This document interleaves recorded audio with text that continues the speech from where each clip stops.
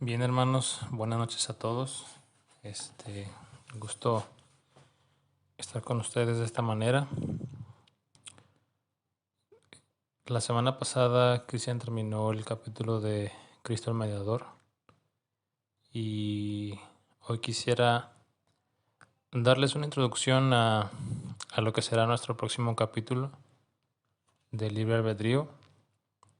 No nos vamos a basar en la confesión. Eso le va a tocar a Cristian, le corresponde a él. Simplemente les voy a tratar de dar una introducción a lo que es el libre albedrío. Y créanme que es un tema muy difícil, muy controversial. No es fácil llegar a un acuerdo ni aún entre los mismos creyentes. Entonces, quiero que pidamos la ayuda de Dios, de su Santo Espíritu, para que pueda abrir nuestra mente y que me pueda dar claridad a mí y oídos atentos a ustedes para que les sea de beneficio y que pueda ser de ayuda a su vida. Así que vamos a orar.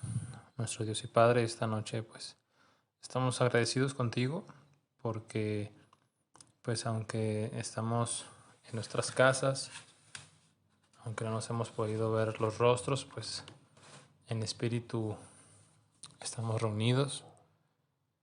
Y me hace recordar, Señor, la época en la que los creyentes se reunían en casas, aún en medio de las persecuciones, ellos se reunían en sus hogares y Pablo y los demás discípulos y apóstoles enviaban cartas, enviaban directrices hacia los hermanos para fortalecer su corazón, para animarlos en la vida cristiana. Así de esta manera, pues hoy nosotros tenemos la oportunidad de poder escuchar las enseñanzas, de poder escuchar a nuestros maestros, de poder escuchar tu palabra a través de aquellas personas que tú has capacitado para esta labor. Qué gozo hubiera sido poder escuchar a Pablo, a Pedro, a Juan, a Felipe, a Santiago, a Esteban, mas sin embargo nos dejaste sus palabras impresas en tu palabra y queremos pedir tu ayuda, Señor, porque sin duda alguna reconocemos nuestra incapacidad. Sabemos que nuestra mente finita y que ha sido corrompida por el pecado nos limita a conocerte tal cual eres. Así que por eso rogamos de tu ayuda y de tu Santo Espíritu para que abra nuestro entendimiento, abra nuestro corazón y que podamos estar atentos a tu enseñanza. Sobre todo en esta noche que veremos el libre albedrío. Si bien es así, el tema como tal no aparece en tu palabra, pero podemos ver lo que tú nos has dicho acerca de ese libre albedrío, la condición en la que se encuentra el hombre, y ayúdanos a entender realmente cómo se encuentra el hombre, qué es esa libertad o ese libre albedrío que tanto hemos escuchado y que aún nosotros como creyentes está tan distorsionado ese tema. Así que dame la gracia a mí, la capacidad para poder transmitirles esta enseñanza a mis hermanos y que puedas renovar nuestra mente, Señor, y que esto nos lleve a seguir buscando, a seguir inquiriendo en tu palabra y en aquellos maestros que tú has dotado a lo largo de tu iglesia de todos estos años para comprender esta verdad crucial e importante para nosotros. Así que te lo ruego, te lo pido en el nombre de Cristo Jesús. Bien, hermanos, pues como ya les mencionaba ahorita, es un tema muy difícil, muy complejo. A lo largo de la historia de la iglesia ha habido varios enfrentamientos entre creyentes, entre escuelas, acerca de lo que es el libre albedrío. Es un tema además muy importante porque pienso yo que aún como creyentes desconocemos lo que realmente es el libre albedrío, lo que implica el libre albedrío, la manera correcta de entenderlo. Y estuve buscando entre varios libros que tengo, predicaciones, videos y todo, algo que me pudiera aclarar un poco más acerca de ese tema y hacerlo un poco más ameno y entendible para ustedes, que yo sé que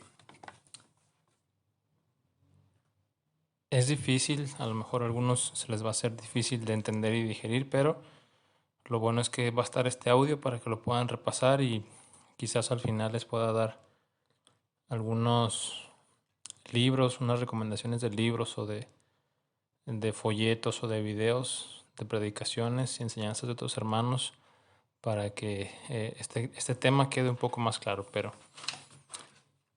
Pero me he basado en la enseñanza del doctor R.C. Sproul. Él ya ha partido con el Señor, pero su enseñanza a mí me ayudó hace muchos años a entender un poco mejor el libre albedrío y quiero compartírselas a ustedes.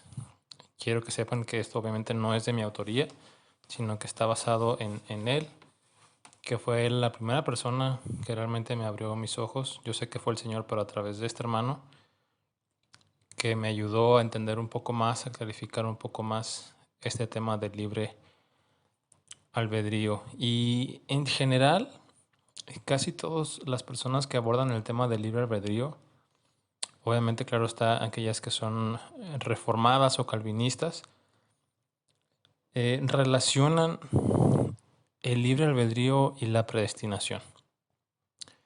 Pareciera que estas dos enseñanzas van de la mano, la predestinación por parte de Dios y el libre albedrío del hombre.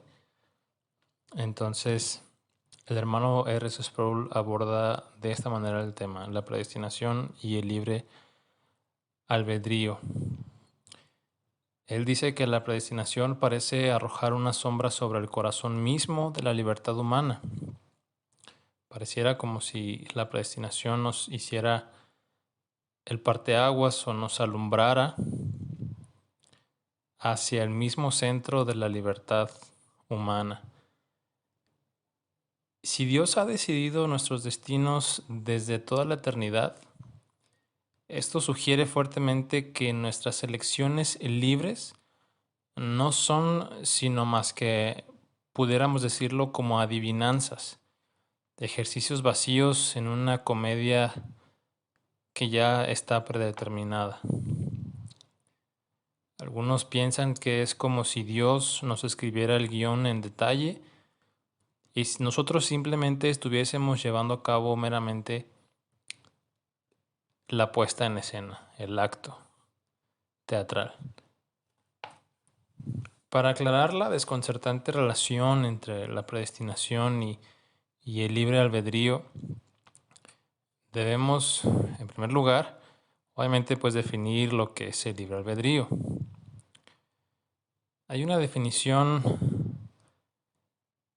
muy corriente acerca del libre albedrío que dice que el libre albedrío es la capacidad de hacer elecciones sin ningún prejuicio, sin ninguna inclinación o disposición previos. Lo repito, el libre albedrío es la capacidad de hacer elecciones sin ningún prejuicio, sin ninguna inclinación o disposición previos. Para que la voluntad sea libre, debe actuar desde una posición de neutralidad, sin prejuicio alguno en absoluto. Aparentemente esto resulta un poco llamativo, algo atractivo. No existen elementos represivos, ya sea internos o externos, que se hallen presentes. Todo esto es sobre la superficie. Sin embargo, hay dos graves problemas que nos acechan. Por una parte, si hacemos nuestras elecciones estrictamente desde una posición neutral, sin ninguna inclinación previa, entonces haremos las elecciones sin razón alguna. Es decir, si no tenemos razón alguna para nuestras elecciones, si nuestras elecciones son completamente espontáneas, entonces nuestras elecciones no tendrán significado moral.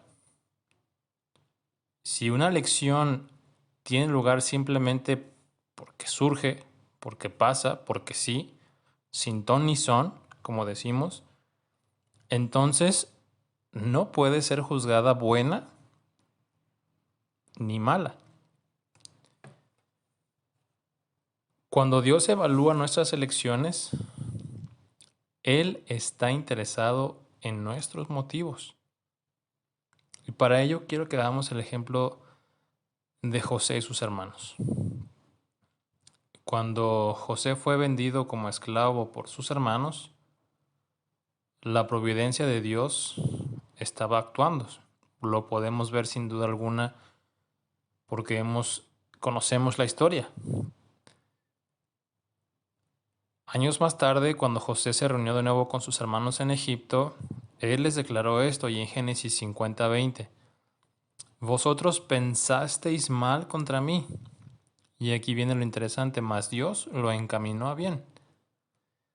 El motivo fue aquí el factor decisivo que determinó si la acción de sus hermanos era buena o era mala. La implicación de Dios en el dilema de José fue buena. La implicación de los hermanos fue mala. Había una razón por la que los hermanos de José le vendieron como esclavo. Ellos tenían una motivación mala. Su decisión obviamente no fue ni espontánea ni neutral. Ellos estaban celosos de su hermano, tenían celos de él, lo odiaban. Realmente querían hasta matarlo. Pero su elección de venderlo fue dictada por sus malos deseos. El segundo problema que esta popular idea afronta no es tanto moral como racional. Si no existe una inclinación, algún deseo o una tendencia previa, ninguna motivación o razón alguna para hacer una elección, entonces ¿cómo puede hacerse una elección? Si la voluntad es totalmente neutral, como dicen muchos, ¿por qué habría de escoger la derecha o la izquierda? El siguiente ejemplo que voy a usar no es ni mucho menos bíblico, pero me parece interesante cómo es que lo explica el Dr. Sproul. Él hace referencia a Alicia en el País de las Maravillas. Yo creo que muchos conocen la historia y han visto la película. Y vemos que en algún momento Alicia llega a un punto en el que tiene que escoger entre dos caminos. Ella no sabía qué camino tomar. Y de repente vio al gato sonriente en el árbol y le preguntó: ¿qué camino debería tomar? A lo que el gato le responde: ¿a dónde vas? Alicia respondió: no lo sé. Entonces, respondió el gato, pues no importa. No importa dónde vayas. Consideremos este dilema. En realidad, ella tenía 4 opciones donde escoger. Podría haber tomado o el lado izquierdo o el lado derecho. Podría haber escogido también regresarse por el camino por el cual había venido y había llegado hasta ahí. O, en última instancia, podría haber estado de pie, fija ahí, sin moverse en el lugar, quedarse con esa indecisión y morir allí mismo, en ese lugar. Para dar un paso en cualquier dirección, ella necesitaría alguna motivación o alguna inclinación para hacerlo. Sin ninguna motivación o inclinación previa, la única opción sería permanecer allí y perecer.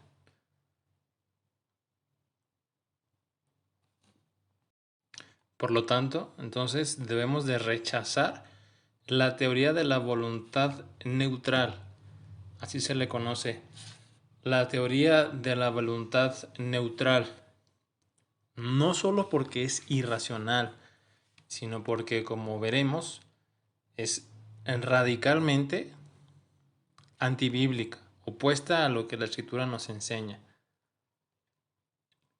Los pensadores cristianos nos han dado dos importantísimas definiciones de libre albedrío. Quisiera que consideráramos primero la definición ofrecida por Jonathan Edwards en su obra Sobre la libertad de la voluntad. El señor Edwards definía la voluntad como la mente escogiendo. Ponga mucha atención. La mente escogiendo. Así hacía referencia Jonathan Edwards a la voluntad, como la mente escogiendo. Antes de poder hacer elecciones que son morales, debemos tener primero alguna idea de qué es lo que estamos escogiendo. Nuestra selección se basa sobre lo que la mente aprueba o rechaza.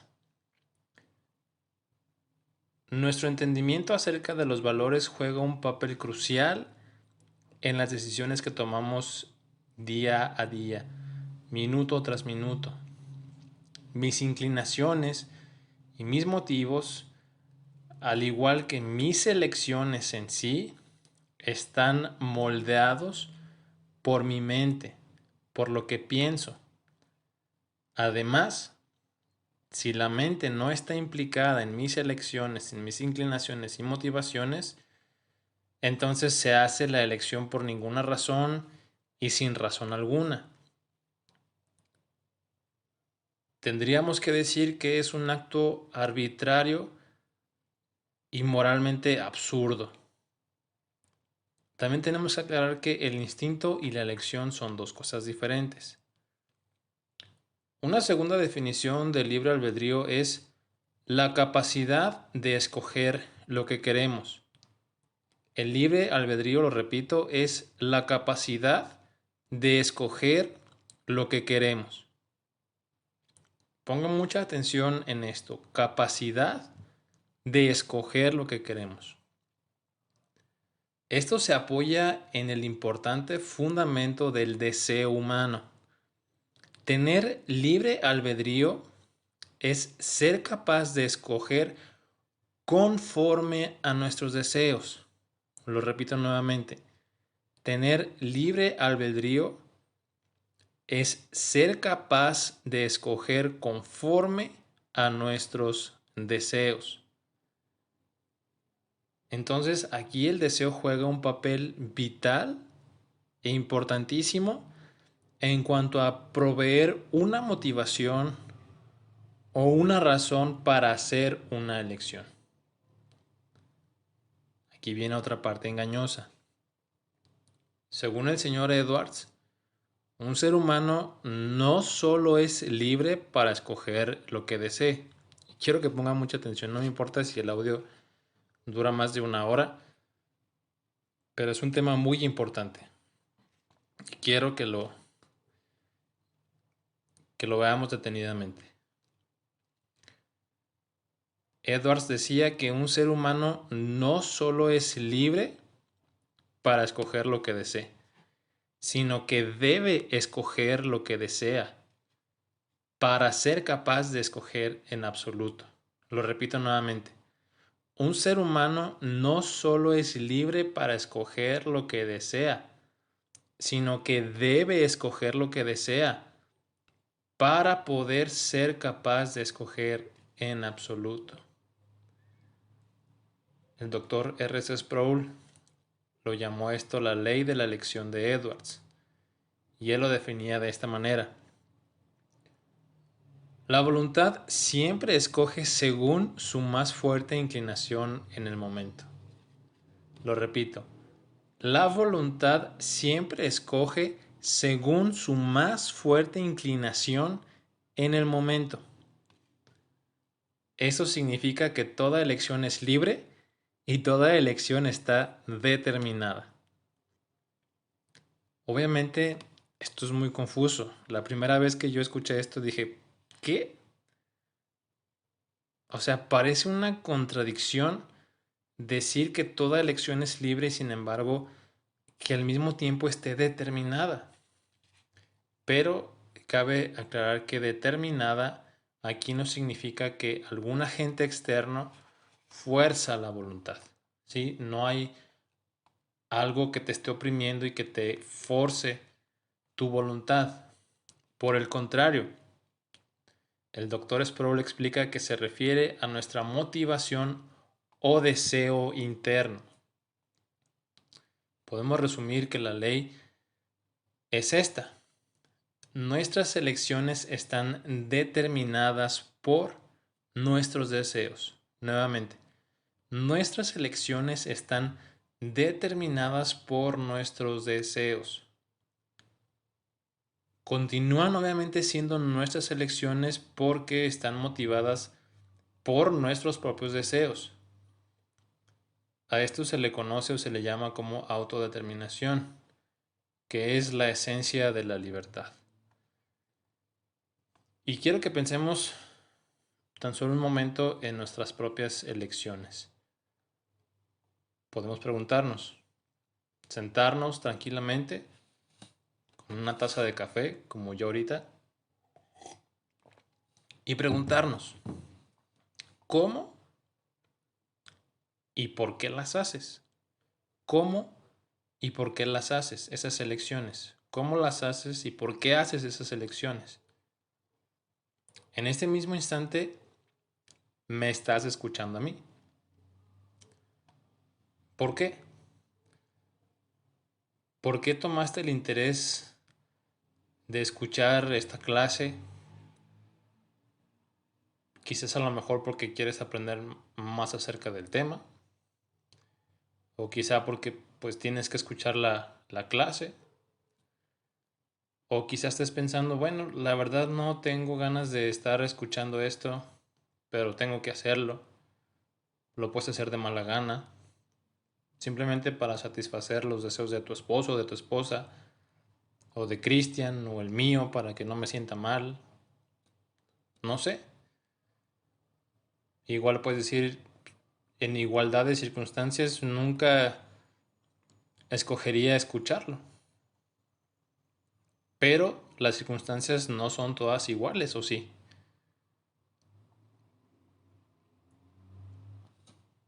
Lo que sí resulta obvio es que decidiste que te resultaba mejor o más deseable estar escuchando este merolico.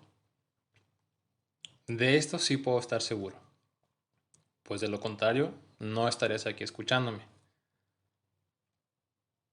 Toda decisión que tomamos la tomamos por una razón. La próxima vez que vayamos a un lugar público, cuando podamos, y escojamos un asiento en el cine, aquellos que van a la escuela en el salón de clases o en la iglesia, o muchas veces hasta en el estacionamiento del supermercado, de la carnicería, los lugares a los que vamos, pregúntate, ¿por qué estás sentado donde estás? Vamos a lo simple. Cuando vamos al cine, cuando vamos a la escuela o vayamos a la iglesia nuevamente, preguntémonos por qué estás sentado en donde lo estás. Piensa en eso. Cuando vas a la iglesia, ¿por qué te sientas en el lugar que te sientas? Quizás sea el único asiento disponible y prefieres estar sentado en lugar de estar de pie. Quizá podamos descubrir que surge un modelo casi inconsciente en cuanto a las decisiones que tomamos al sentarnos, algo tan simple que hacemos todos los días. Quizá descubramos que siempre que es posible te sientas hacia el frente de la sala, del salón o al final. ¿Pero por qué? Quizás alguno diga, bueno, es que pues si me siento más al frente veo bien o escucho mejor o yo atrás me siento cómodo. Quizás seas muy tímido y por eso te sientas hasta atrás. Puede parecer que pensemos que nos sentamos en donde nos sentamos, pues por ninguna razón. Pero el asiento que escogemos, la silla que escogemos, la escogemos o la escogeremos siempre por la inclinación más fuerte que tengamos en el momento de la decisión. Y esto es algo muy importante que quiero que entendamos. Lo que escogemos, lo escogeremos siempre por la inclinación más fuerte que tengamos en el momento de tomar esa decisión. Esa inclinación puede ser meramente que el asiento está libre y no te gusta andar caminando de aquí para allá para encontrar dónde sentarte. Tomar decisiones es un asunto complejo debido a que las opciones que afrontamos son con frecuencia muchas y muy variadas. Añadamos a eso que somos criaturas con muchas y variados deseos. Tenemos diferentes motivaciones y muy a menudo conflictivas. Quisiera que pensáramos por un momento el asunto de la comida. No es, no es un secreto para ninguno de los que me están escuchando que me gusta la comida, me gusta comer. Ya sea hamburguesas, tacos, pizza, carne, etcétera, etcétera. Saben que peso más de lo que debería pesar. Y debido a eso, pues muchas veces he tenido que comprar ropa más holgada. Pero igualmente me gustaría tener un cuerpo delgado y esbelto. No me gusta que los pantalones me aprieten o que las camisas me saquen el callo de la andadera. Y mucho menos que eh, me agarren la barriga y me den palmadas en el estómago. Sé que debo de quitarme esos kilos de más. Tengo que dejar de comer todo aquello que hace que mi cuerpo suba de peso. Así que, obviamente, pues hay veces que me pongo a dieta. Quiero perder peso. Deseo mejorar mi apariencia. Y todo va bien. Empezamos la dieta, empezamos a hacer ejercicio, hasta que me invitan a los tacos de Héctor, a los dorados de sesos o a una carne asada o una pizza en lugar de hamburguesas, lo que sea. Sé que no debería de hacerlo porque estoy a dieta, pero igual me gusta la comida. El punto es que cuando llega el momento de la decisión, hay un conflicto con mis deseos. Resulta que en el momento tengo deseos de estar delgado, pero al mismo tiempo tengo deseo de comerme unos tacos, una pizza, una hamburguesa, unos hot dogs. Cualquiera de los deseos que sea más fuerte al tiempo de la decisión va a ser el deseo que voy a escoger. Así de sencillo. El deseo que sea más fuerte al tiempo de la decisión es el deseo que voy a escoger. Hermanos, siempre escogemos según nuestras inclinaciones más fuertes en el momento. Se lo repito. Siempre escogemos según nuestras inclinaciones más fuertes en el momento. Aún aquellos actos externos de represión no pueden quitarnos totalmente la libertad. La represión implica actuar con algún tipo de fuerza, imponiendo elecciones a las personas que por cuenta propia no lo harían.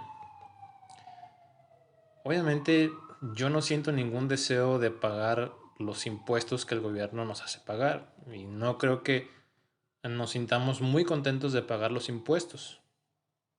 Podemos rehusar pagarlos, obviamente, pero las consecuencias son menos deseables que pagar, que cumplir con nuestros deberes. Incluso hay algunas instancias que nos amenazan con la cárcel y el gobierno puede imponerme su voluntad para que pague los impuestos. También consideremos el caso de un robo a mano armada. Un hombre armado se acerca y nos puede decir la mochila o la vida, la cartera o la vida, el celular o la vida. Con esto ha reducido mis opciones simplemente a dos. En igualdad de circunstancias, yo no tendría ningún deseo de darle ni un solo peso. Obviamente existen algunas instituciones que ayudan a personas que son mucho más dignas que esa persona, pero de repente mis deseos han cambiado como resultado de la presión externa que él ha ejercido sobre mí. Está utilizando la fuerza para provocar dentro de mí impulsos forzados. Ahora en ese momento debo de escoger entre el deseo de vivir y mi deseo de darle mi dinero. Lo mejor sería obviamente darle el dinero, porque si me mata de todas maneras se llevaría mi dinero en cualquier caso. Algunos se valentonan y dicen, prefiero morir antes que escoger entregar mi dinero a este tipo armado. Tendrá que tomarlo sobre mi cadáver. Cualquiera que sea el caso, es un ejemplo, son ejemplos, pero se toma una decisión, se toma una elección. Y se hace según la inclinación más fuerte en ese momento. Pensemos, si podemos, en alguna elección que hayamos hecho, que no fuese según la inclinación más fuerte que tuvieras en el momento de la decisión. Bien, ahora una pregunta. ¿Qué hay del pecado? Sí, ¿qué hay del pecado? Todo cristiano tiene algún deseo en su corazón de obedecer a Cristo. Lo sé. En nosotros hay algún deseo de corazón de obedecer a Cristo. Amamos a Cristo y queremos agradarle. Sin embargo, hermanos, todo cristiano peca. Es bien sabido por todos. Todo cristiano verdadero y sincero que ama a Cristo, que quiere agradarle, que lo quiere obedecer, peca. La cruda verdad es que en el momento de nuestro pecado, deseamos el pecado más fuertemente de lo que deseamos obedecer a Cristo. Así es, así de sencillo, sin tapujos, sin nada. En el momento de nuestro pecado, cuando pecamos, deseamos el pecado más fuertemente de lo que deseamos obedecer a Cristo. Si siempre deseáramos obedecer a Cristo más de lo que deseamos pecar, nunca pecaríamos. Eso es algo obvio.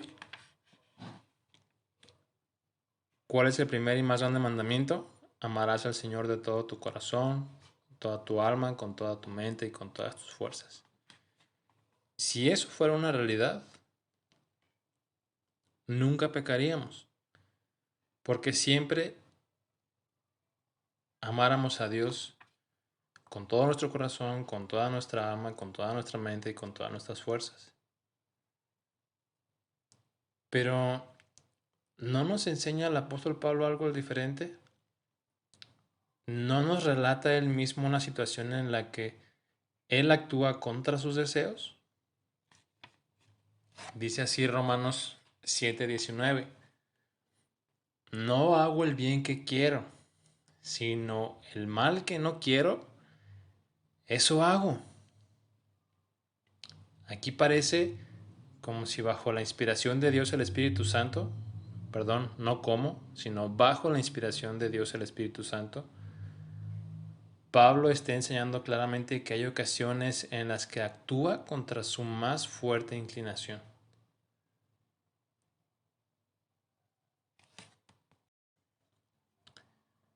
Obviamente aquí es muy improbable que el apóstol Pablo nos esté dando una revelación acerca de cómo actúa la voluntad de manera técnica. Por el contrario, el apóstol Pablo está afirmando claramente lo que todos nosotros hemos experimentado.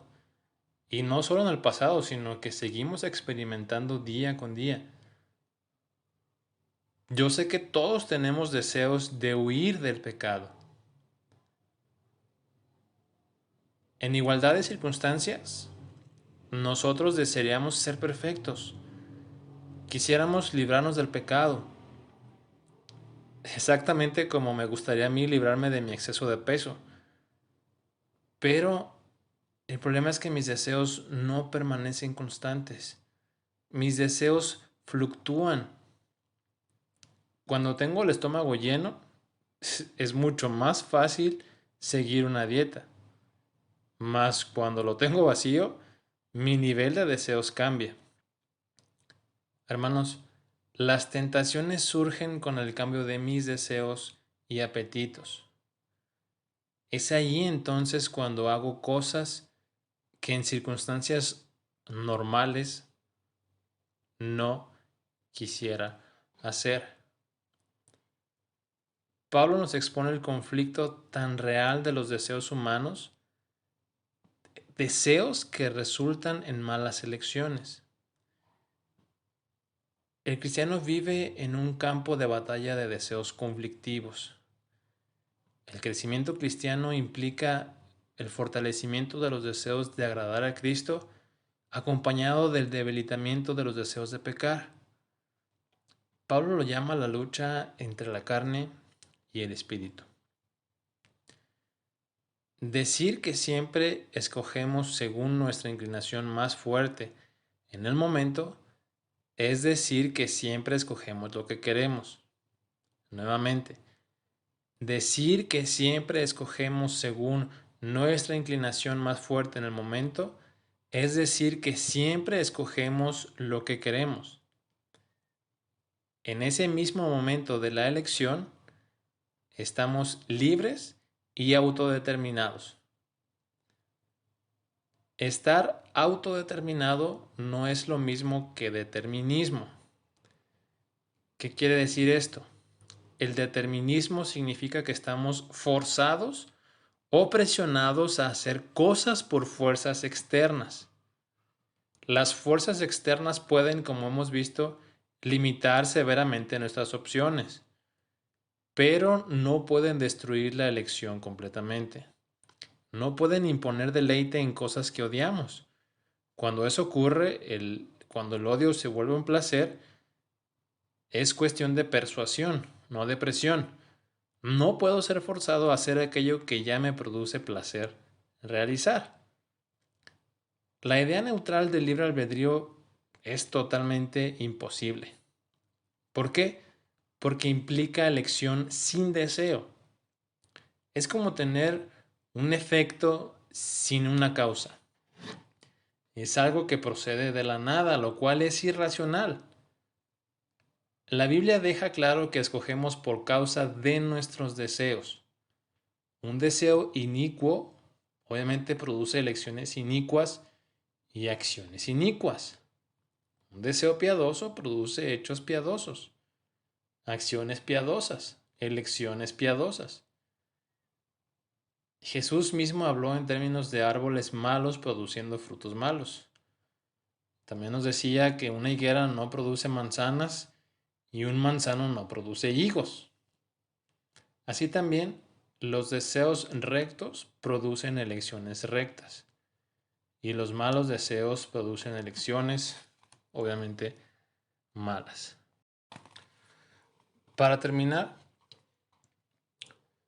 me gustaría que viéramos la enseñanza de Jesús acerca de la capacidad moral. Una de las enseñanzas más importantes de Jesús acerca de este asunto se encuentra en el Evangelio de Juan. Dice así el Evangelio de Juan capítulo 6 versículos 65. Por eso os he dicho que ninguno puede venir a mí si no le fuere dado del Padre. Quiero que observemos de una manera atenta este versículo. El primer elemento de esta enseñanza es una negación universal. La palabra ninguno incluye a todos. No permite alguna excepción aparte de las excepciones que añade Jesús. La siguiente palabra que viene también es crucial, que es la palabra puede. Ninguno puede. Esto tiene que ver con la capacidad terminal, no pidiendo permiso. Es decir, en este pasaje Jesús no está diciendo, a nadie se le permite venir a mí. O sea, no es que no tengan el permiso de ir a Él. Más bien está diciendo, ninguno es capaz de venir a mí. Quiero que pongan atención en esto. Jesús no está diciendo, a nadie se le permite venir a mí, sino que Él está siendo muy enfático y está diciendo, ninguno es capaz de venir a mí. La siguiente palabra en el pasaje también es de vital importancia. Dice Jesús, por eso os he dicho que ninguno puede venir a mí si no le fuere dado del Padre. Esta frase, si no, se refiere a lo que llamamos una condición necesaria. ¿Qué es esto? ¿Qué es una condición necesaria? Una condición necesaria se refiere a algo que debe ocurrir antes que pueda ocurrir otra cosa. Yo sé que parece un trabalenguas, pero no es así. Se lo repito de nuevo. Una condición necesaria se refiere a algo debe de ocurrir antes que pueda ocurrir otra cosa. Como lo veíamos antes, causa y efecto, por así decirlo.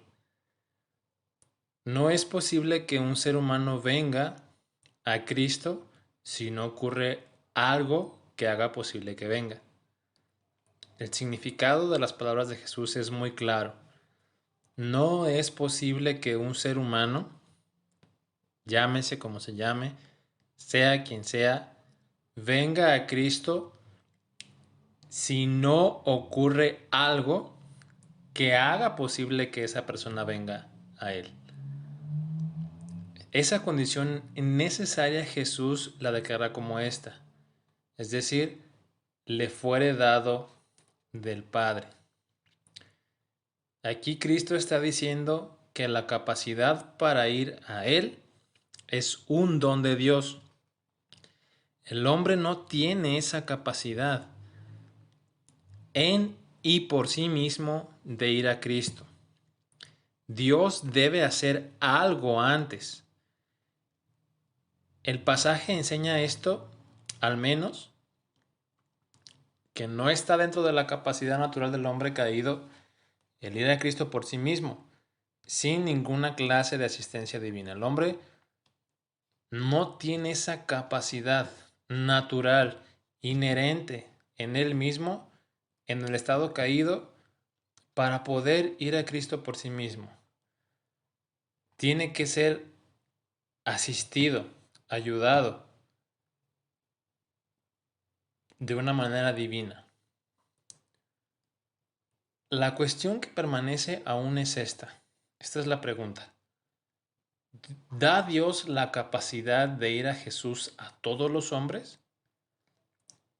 La doctrina reformada de la predestinación dice que no. Es por eso que les decía al principio que la predestinación y el libre albedrío siempre están ligados. Algunas otras ideas de la predestinación dicen que sí, que Dios da la capacidad de ir a Jesús a todos los hombres. Pero una cosa es cierta y quiero que la tengan bien en claro.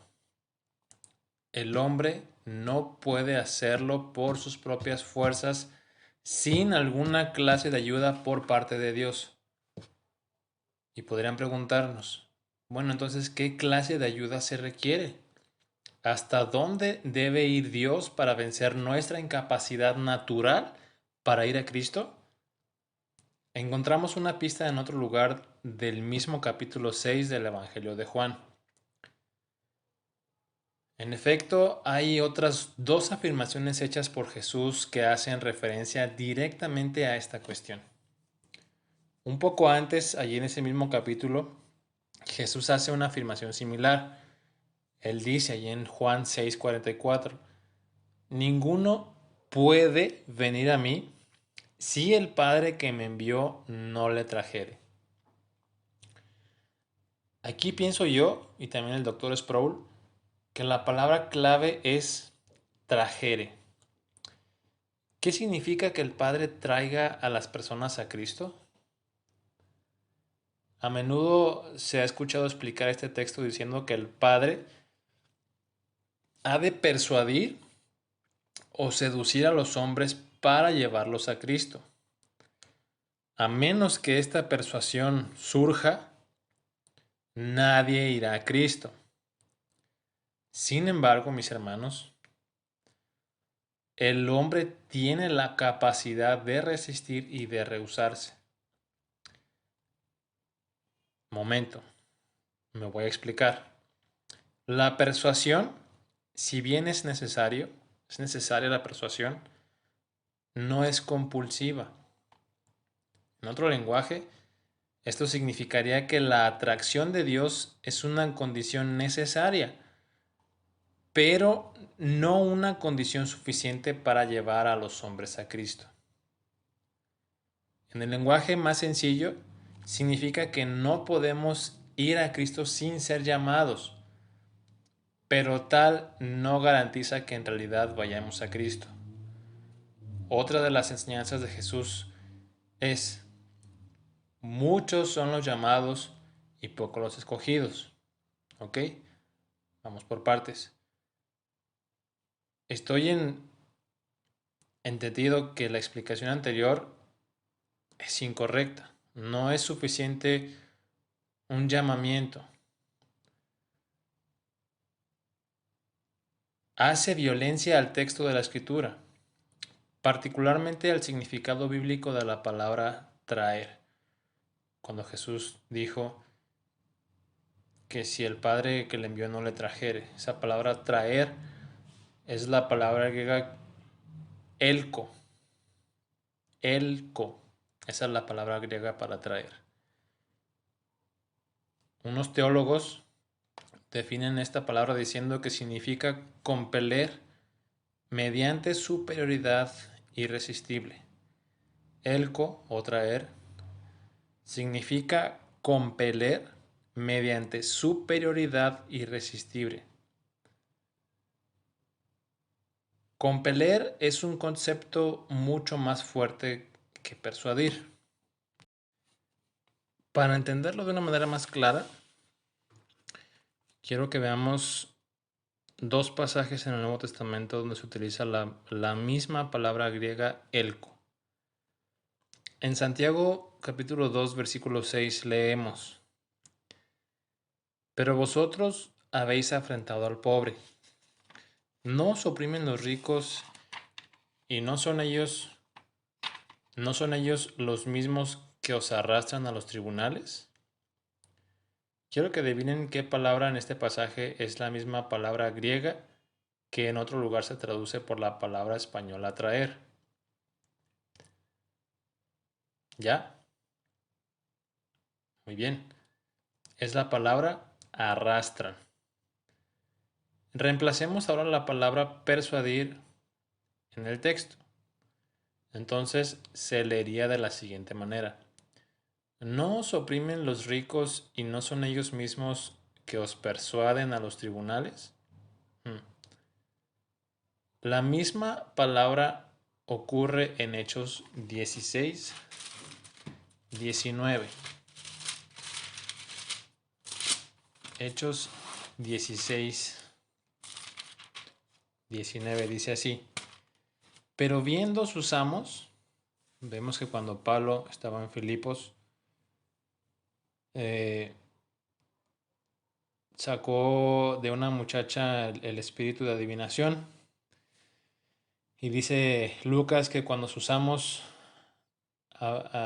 viendo sus amos que había salido la esperanza de su ganancia, prendieron a Pablo y a Silas y los trajeron al foro ante las autoridades. Ahí en la Reina Valera del 60, cuando dice que los trajeron al foro, pudiéramos decir que una mejor traducción de esa palabra es arrastrar. De hecho, la traducción del 77 así lo escribe, que los arrastraron hasta la plaza pública ante las autoridades. Pero nuevamente intentemos sustituir la palabra persuadir con trajeron al foro. Pablo y Silas no fueron arrestados y luego persuadidos para que fueran a la plaza. No pasó así, no es como que hayan dialogado con ellos y los hayan persuadido a que fueran a la plaza. No sucedió así, sino que ellos literalmente fueron arrastrados hasta la plaza pública. A ellos los llevaron por la fuerza hasta la plaza pública. Pero también vemos que en el Evangelio de Juan, Jesús mismo habla con respecto a la incapacidad moral del hombre. El pasaje es allí en Juan 3, este famoso pasaje en el que Jesús estuvo con Nicodemo y Jesús le dijo a Nicodemo, Juan 3:3, famoso versículo, de cierto te digo que el que no naciere de nuevo no puede ver el reino de Dios. Y 2 versículos después Jesús repite la enseñanza, de cierto te digo, el que no naciere de agua y del Espíritu no puede entrar en el reino de Dios.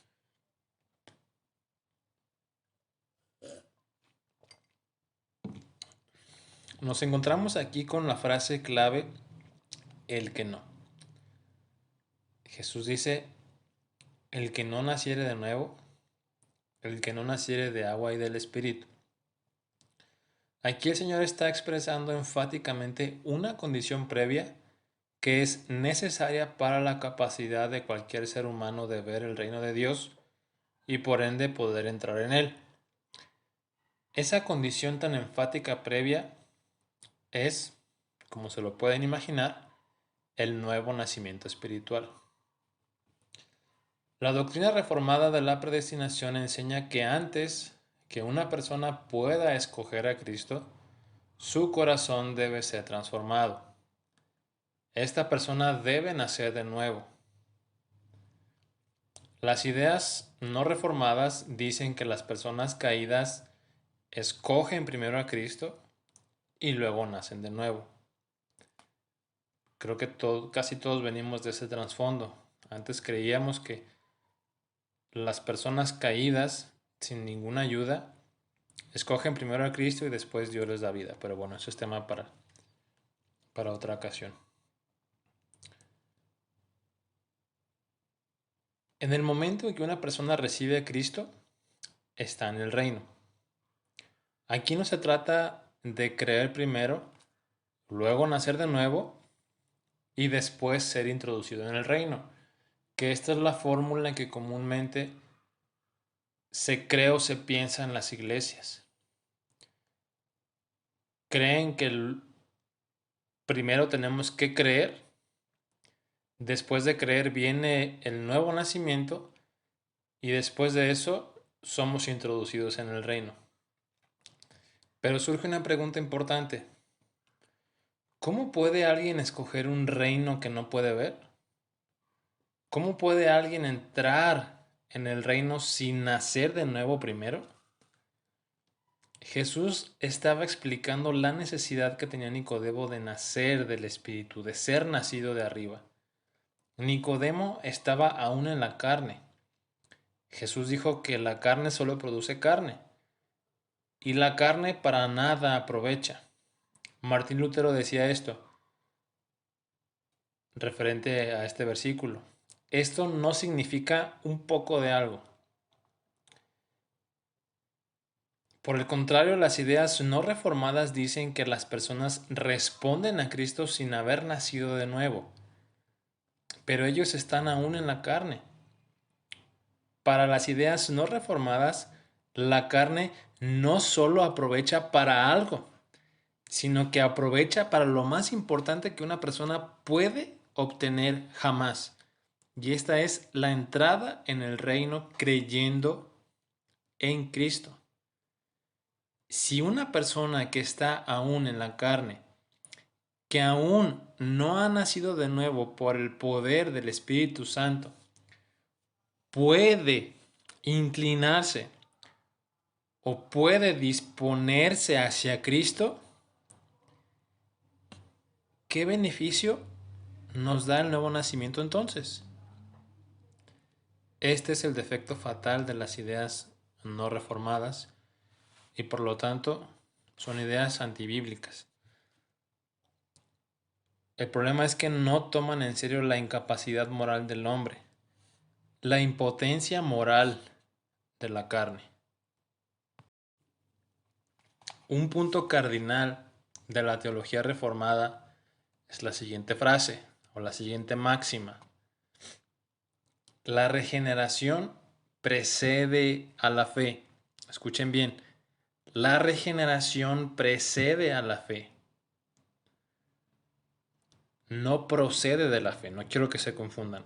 La regeneración precede a la fe, es decir, es antes de la fe. Nuestra naturaleza está tan corrompida, el poder del pecado es tan grande que a menos que Dios haga una obra sobrenatural en nuestras almas, nunca, nunca, nunca escogeremos a Cristo.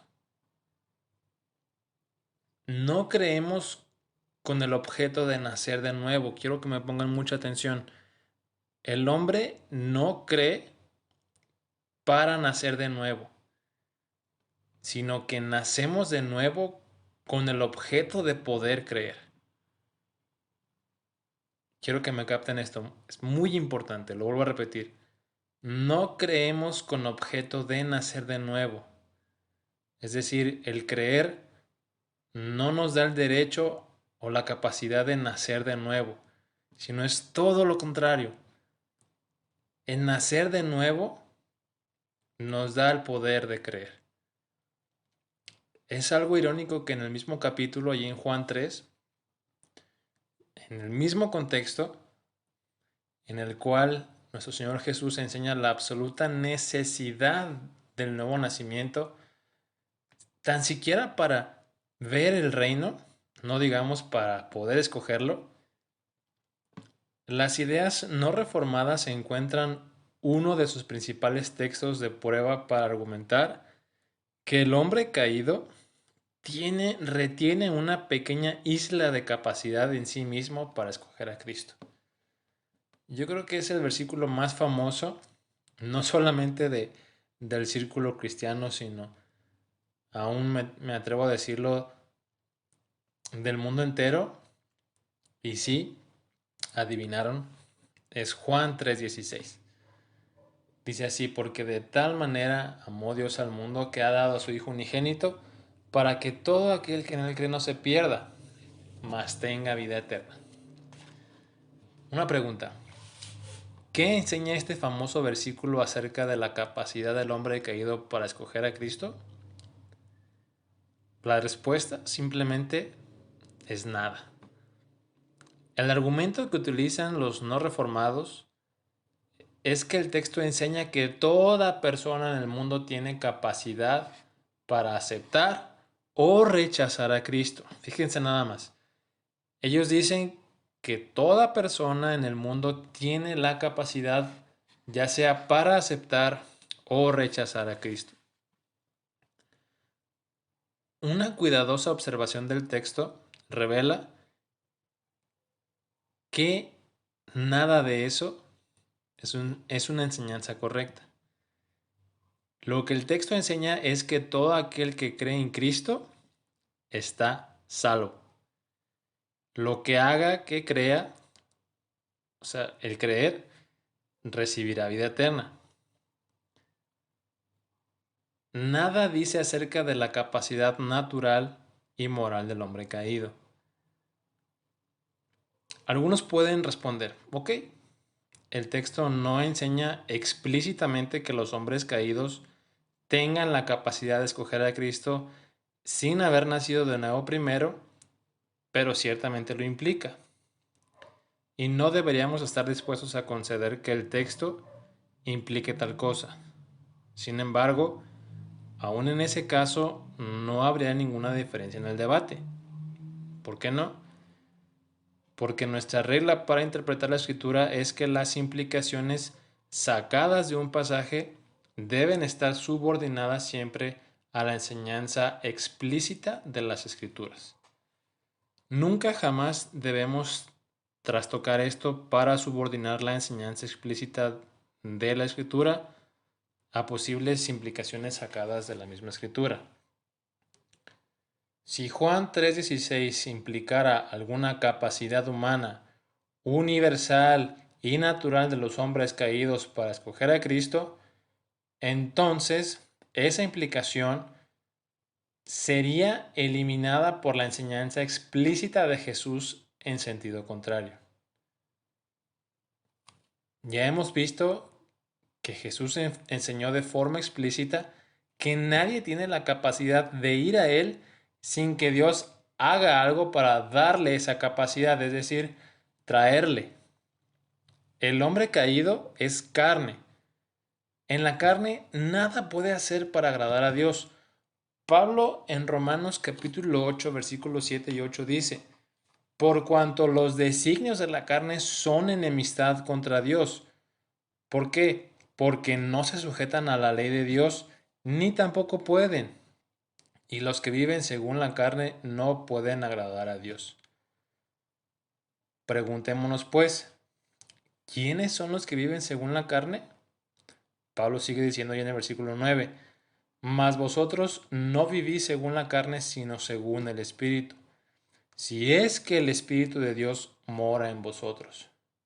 La palabra crucial aquí es sí, ese sí condicionante.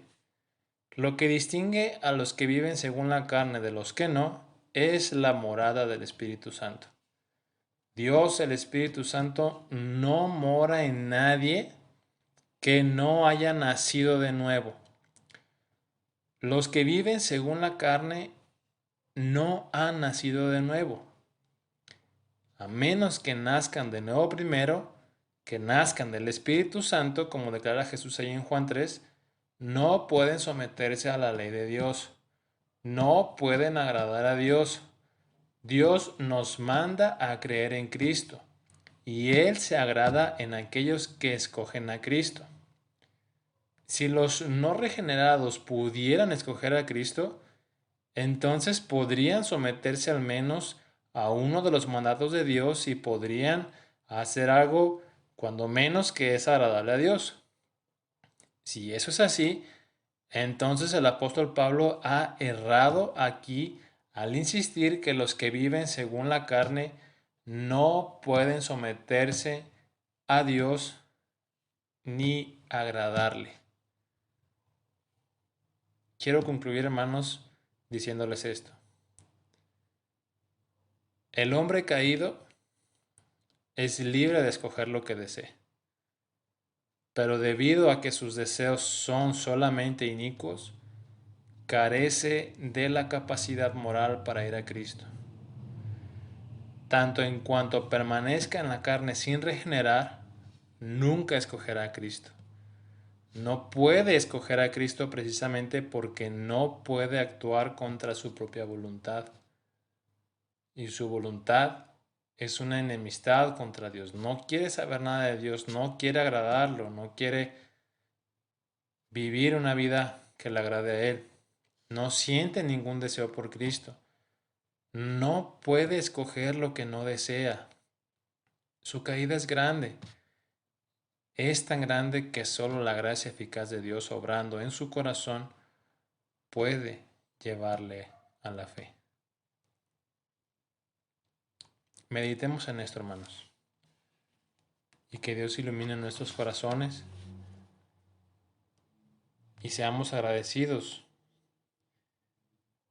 al ver que si amamos a Dios, amamos a Cristo, queremos obedecerle, es gracias a que Dios ha hecho una maravillosa obra en nosotros para poder amarle, para poder desearle, para poder obedecerle. Agradezcamos a Dios por eso y seamos humildes y obedientes ante Él.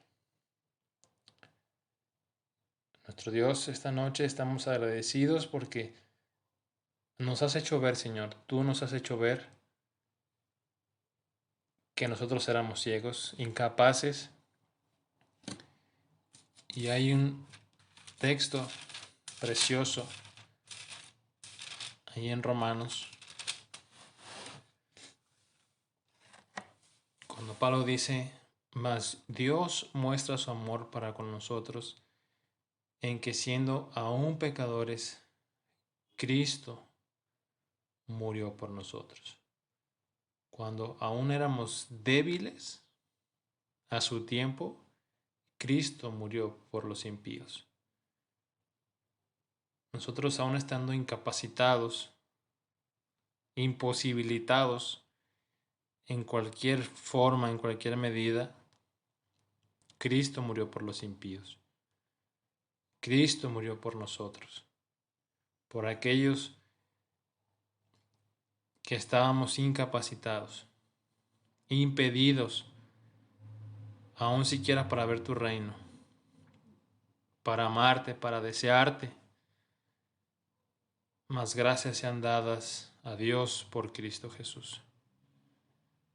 Porque aún en nuestras batallas, en nuestras luchas que tenemos con el pecado, aun cuando nosotros te desobedecemos y pecamos, aún tú nos otorgas la gracia del perdón.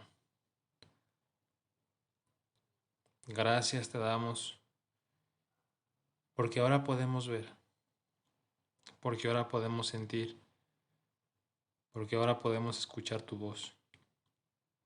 Y esto es gracias a la obra que tú has hecho en nosotros. Es gracias a lo que Cristo hizo en la cruz por nosotros, por su obediencia, por su muerte y por su resurrección. Es gracias a Él que nosotros ahora podemos vislumbrar, como dice Pablo, a través de un espejo, a través de un velo, las glorias que nos esperan en Cristo. Y permítenos, Señor, que ahora nuestra vida pueda honrar y glorificar tu nombre, pueda hacerte agradable ante tus ojos. No permita, Señor, que el enemigo quiera amedrentarnos, sino que ahora sepamos que somos libres para poder amarte, obedecerte y servirte. Gracias te damos y ayúdanos a que podamos vivir esto día con día. Que mis hermanos ahora puedan ver tu gracia en sus vidas, tu gracia obrando en sus corazones, en sus mentes, y que ahora nuestros deseos puedan estar cautivos a Cristo. Que todo lo que somos, pensamos y deseamos, en su mayoría, pueda ser hacia la piedad. Ayúdanos, Padre. Reconocemos que necesitamos aún de tu ayuda. Tú estás trabajando en nosotros y síguelo haciendo, Señor. Deja que tu Espíritu obre en nuestras vidas para honra y gloria de tu nombre. Gracias te doy y te damos en Cristo Jesús.